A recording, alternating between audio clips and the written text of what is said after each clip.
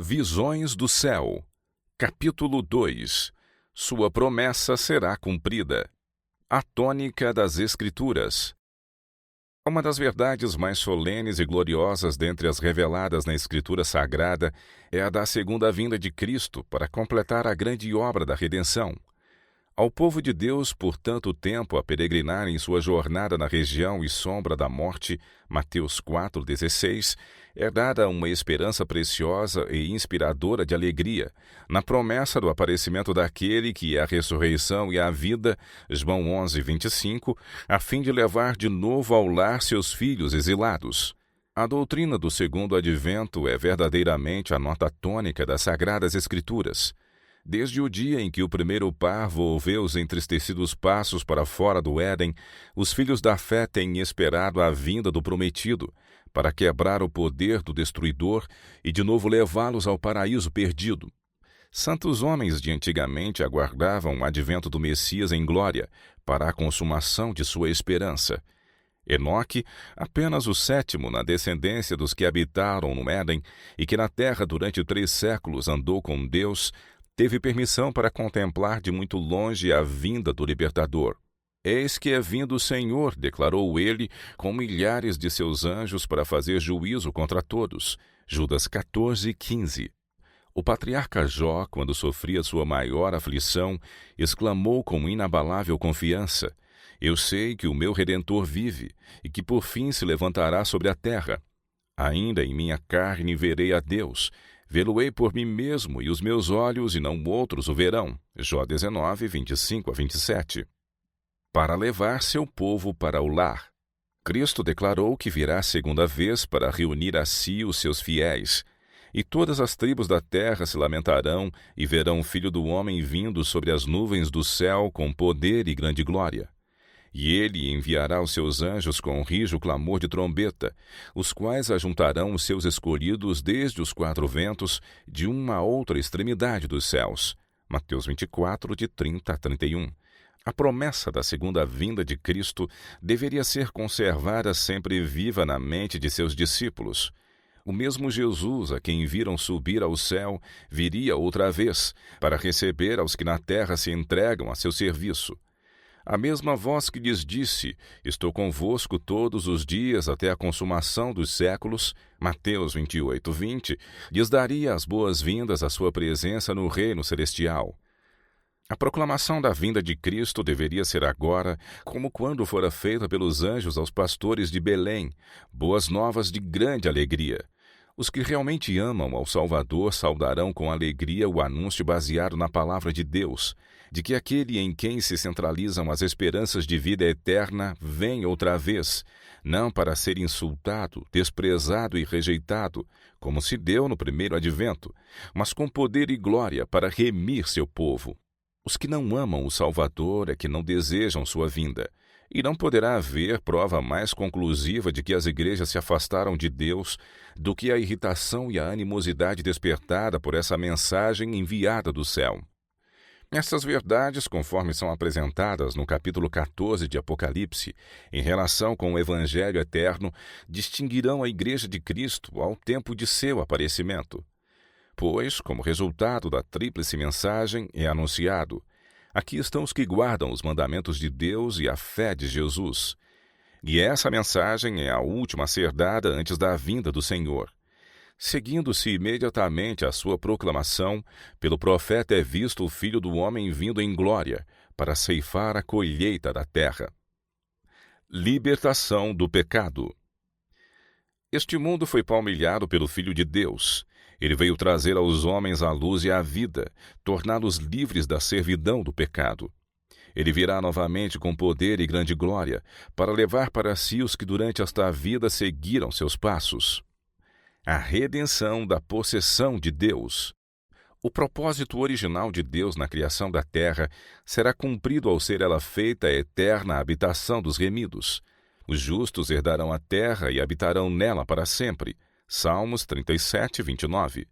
É chegado o tempo para o qual homens santos de Deus olharam com expectação, desde que a flamejante espada barrou ao primeiro par a entrada no Éden, tempo para a redenção da possessão de Deus.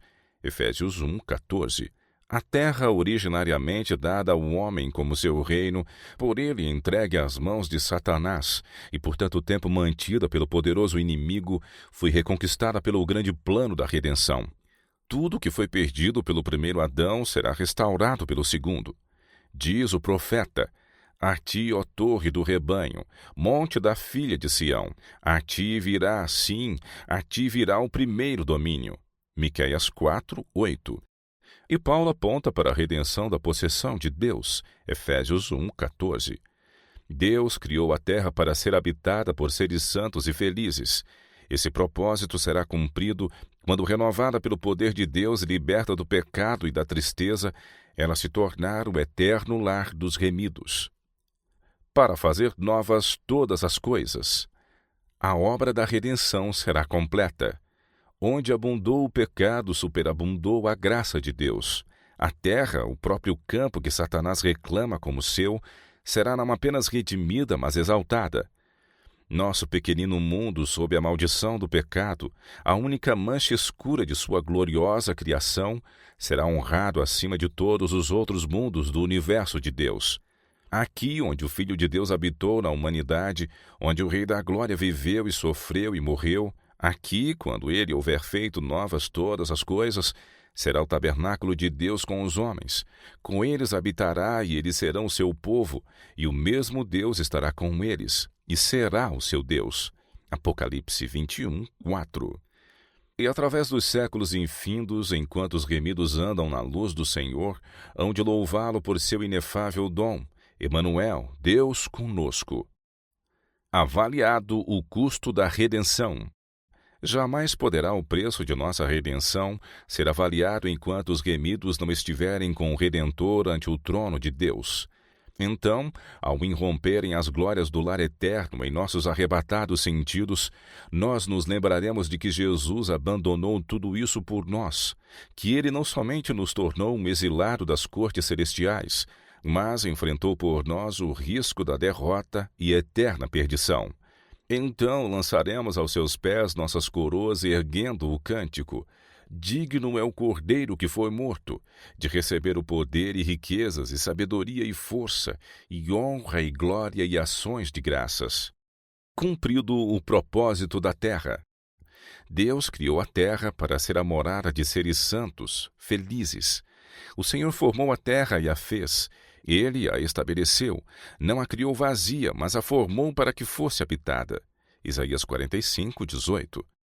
Aquele propósito se cumprirá quando, renovada pelo poder de Deus e libertada do pecado e tristeza, se tornar a eterna habitação dos remidos. Os justos herdarão a terra e habitarão nela para sempre. Salmos 37:29. E ali nunca mais haverá maldição contra alguém. E nela estará o trono de Deus e do Cordeiro, e os seus servos o servirão. Apocalipse 22:3. Jesus sofreu para salvar. Vi a beleza do céu. Ouvi os anjos cantarem seus cânticos arrebatadores, rendendo louvor, honra e glória a Jesus. Pude então avaliar alguma coisa do assombroso amor do Filho de Deus. Ele abandonou toda a glória, toda a honra que tinha no céu, e tão interessado estava em nossa salvação, que suportou paciente e mansamente toda a indignidade e desprezo que o homem sobre ele pôde amontoar. Foi ferido, machucado, moído, foi estendido na cruz do Calvário, e sofreu a mais angustiosa das mortes, para que da morte nos salvasse, para que fôssemos lavados em seu sangue e ressuscitados para viver com ele nas mansões que está preparando para nós, e pudéssemos desfrutar a luz e a glória do céu, ouvir os anjos cantarem e com eles cantarmos também. Visões do céu. Capítulo 3. Prometida a volta de Jesus. A chave da história. A compreensão da esperança da segunda vinda de Cristo é a chave que abre toda a história futura e explica todas as lições do futuro. Relatada a Enoque. E destes profetizou também Enoque, o sétimo depois de Adão, dizendo: Eis que é vindo o Senhor com milhares de seus santos. Judas 14. A doutrina da vinda de Cristo foi revelada já naquele tempo distante, àquele homem que andava com Deus em comunhão contínua. O piedoso caráter desse profeta representa o estado de santidade a que deve chegar o povo de Deus, o qual espera ser trasladado para o céu. Sacrifícios, uma lembrança perpétua. Nos tempos patriarcais, as ofertas sacrificais relacionadas com o culto divino constituíam uma lembrança perpétua da vinda de um Salvador, e assim era com todo o ritual dos sacrifícios do santuário na história de Israel. Na ministração do tabernáculo e do templo que posteriormente lhe tomou lugar, o povo era ensinado cada dia por meio de símbolos e sombras a respeito das grandes verdades relativas ao advento de Cristo como Redentor, sacerdote e rei, e uma vez em cada ano tinha uma mente voltada para os eventos finais do grande conflito entre Cristo e Satanás, a purificação final do universo do pecado e pecadores. Os sacrifícios e ofertas do ritual mosaico deveriam sempre apontar para uma adoração melhor, ou seja, celestial. O santuário terrestre era uma alegoria para o tempo presente, em que se oferecem dons e sacrifícios. Seus 2 lugares santos eram figura das coisas que estão no céu, Hebreus 9, 9 e 23, pois Cristo, nosso grande sumo sacerdote, é hoje ministro do santuário e do verdadeiro tabernáculo, o qual o Senhor fundou e não o homem. Hebreus 8, 2. A morte do Cordeiro Pascal era a sombra da morte de Cristo. Diz Paulo: Cristo, nossa Páscoa, foi sacrificado por nós. 1 Coríntios 5, 7. O molho das primícias, que por ocasião da Páscoa era movido perante o Senhor, simbolizava a ressurreição de Cristo. Falando da ressurreição do Senhor e de todo o seu povo, diz Paulo: Cristo, as primícias, depois os que são de Cristo na sua vinda. 1 Coríntios 15, 23. Semelhante ao molho que era agitado, constituído pelos primeiros grãos amadurecidos que eram colhidos antes da ceifa, Cristo é as primícias da ceifa imortal de resgatados que, por ocasião da ressurreição futura, serão recolhidos ao celeiro de Deus. Boas novas. A mensagem evangélica pregada pelos discípulos de Cristo era a anunciação de sua primeira vinda ao mundo. Trouxe aos homens as boas novas de salvação pela fé nele. Apontava para sua segunda vinda em glória para redimir seu povo e deu aos homens a esperança de partilhar da herança dos santos na luz pela fé e obediência. Essa mensagem é dada à humanidade hoje em dia, e neste tempo está ligada à anunciação da breve volta de Cristo. Os sinais de sua vinda dados por ele mesmo cumpriram-se, e assim, pelos ensinos da palavra de Deus, podemos saber que o Senhor está para voltar. João, no Apocalipse, prediz a proclamação da mensagem do Evangelho justamente antes da vinda de Cristo.